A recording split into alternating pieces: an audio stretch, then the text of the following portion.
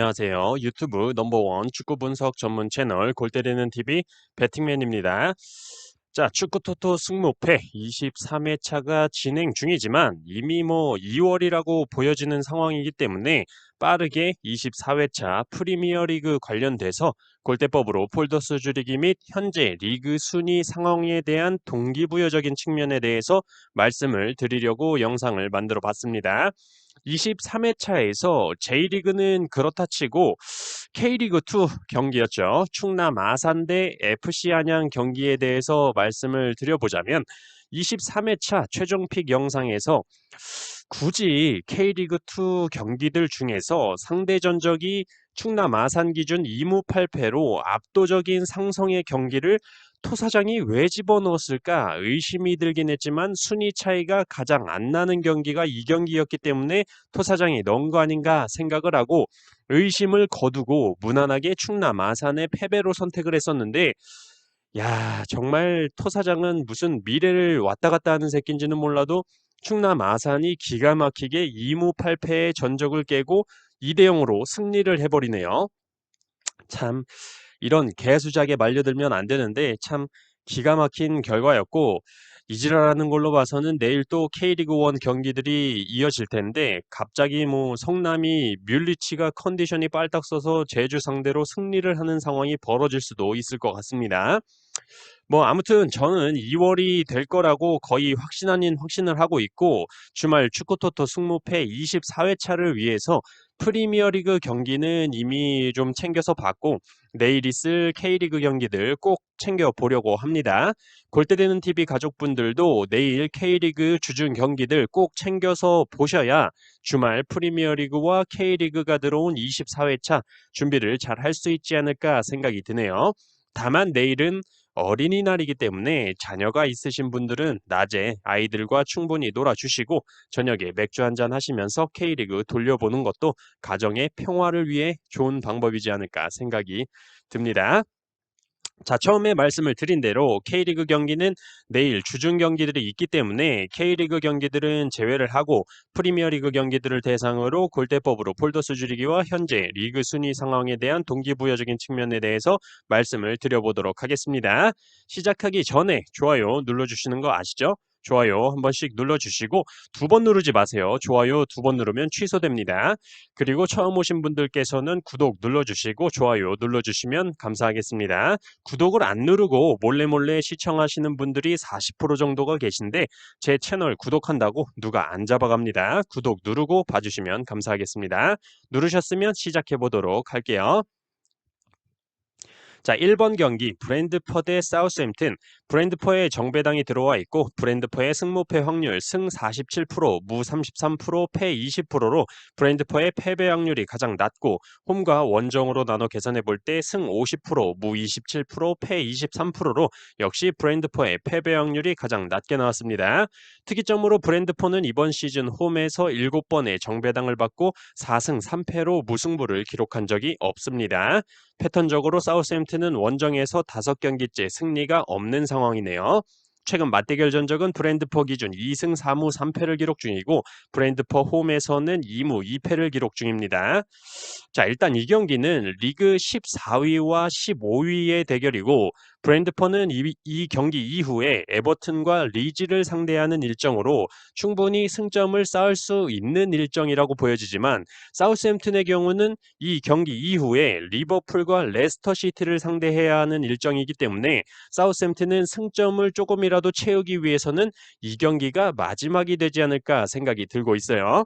그래서 이 경기는 머리로는 브랜드퍼 사이드라고 생각이 들지만 승점을 생각하면 사우스햄튼도 버릴 수가 없는 경기로 가장 프리미어리그에서 지우고 싶은 경기라고 말씀을 드리고 싶습니다. 자, 2번 경기 번리 대 에스턴.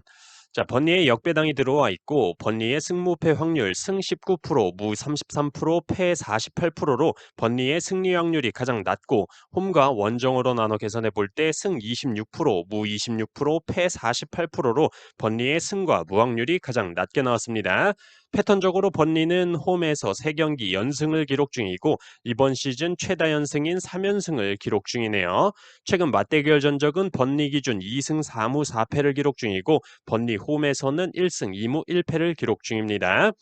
번니가 현재 리그 16위로 강등권에서 확실하게 벗어나기 위해서 현재 3연승을 달리고 있죠. 하지만 4연승까지는 무리가 있지 않을까 생각이 듭니다. 하지만 확실히 동기부여적인 측면에서는 번니가 에스턴에 비해 굉장히 높다라는 점은 확실하다라고 생각이 드는 경기입니다.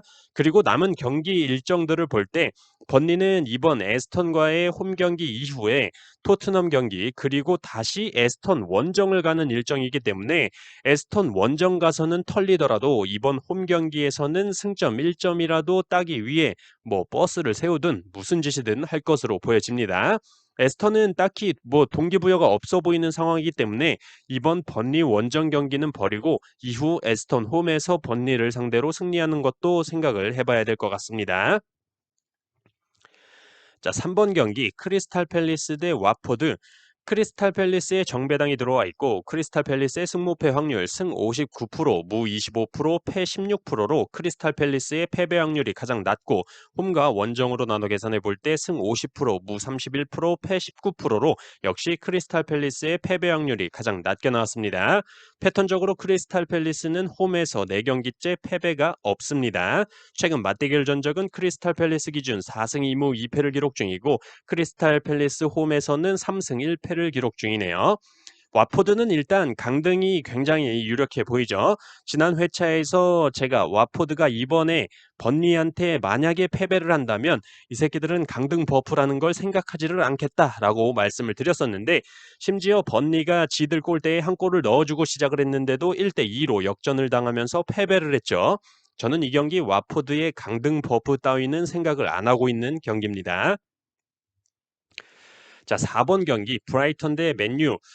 브라이턴의 역배당이 들어와 있고 브라이턴의 승무패 확률 승 18%, 무 32%, 패 50%로 브라이턴의 승리 확률이 가장 낮고 홈과 원정으로 나눠 계산해 볼 때 승 19%, 무 31%, 패 50%로 역시 브라이턴의 승리 확률이 가장 낮게 나왔습니다. 특이점으로 브라이턴은 이번 시즌 홈에서 4번의 역배당을 받고 2무 2패로 승리를 기록한 적이 없습니다. 패턴적으로 브라이턴은 홈에서 8경기째 승리가 없고 맨유는 원정에서 4경기 연패를 기록 중입니다. 최근 맞대결 전적은 브라이턴 기준 2승 6패를 기록 중이고 브라이턴 홈에서는 2승 2패를 기록 중이네요. 일단 브라이턴은 리그 9위로 실질적으로 어렵긴 하겠지만 맨유, 리즈, 웨스트햄을 상대로 모두 승리를 한다면 7위인 웨스트햄도 잡을 수 있는 동기부여적인 측면은 확실히 있어 보입니다. 하지만 맹구 새끼들의 경우는 브라이턴과의 경기 이후에 크리스탈 팰리스와의 경기밖에 안 남았기 때문에 두 경기 모두 승리를 하더라도 승점 64점이 될 텐데 아스날과 토트넘이 남은 경기 수가 많기 때문에 딱히 큰 동기부여가 있다라고 보여지지는 않는 맨유입니다. 맹구 새끼들 멘탈상으로는 우리가 진짜 열심히 뛰어서 일단 승점 64점을 만들어 놓고 토트넘과 아스날 경기 결과를 기다려보자 하는 그런 노력파 새끼들이 아니기 때문에 맹구가 뒤통수 친 적도 더럽게 많고 이 경기는 의심해 볼 만한 가치가 충분한 경기다라고 말씀을 드리고 싶습니다. 5번 경기 리버풀 대 토트넘. 리버풀의 정배당이 들어와 있고 리버풀의 승무패 확률 승 76%, 무 12%, 패 12%로 리버풀의 무와 패 확률이 가장 낮고 홈과 원정으로 나눠 계산해 볼 때 승 82%, 무 9%, 패 9%로 역시 리버풀의 무와 패 확률이 가장 낮게 나왔습니다.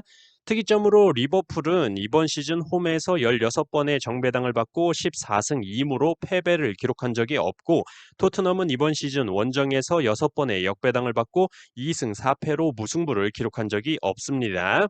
최근 맞대결 전적은 리버풀 기준 6승 2무 1패를 기록 중이고 리버풀 홈에서는 3승 1무를 기록 중이네요.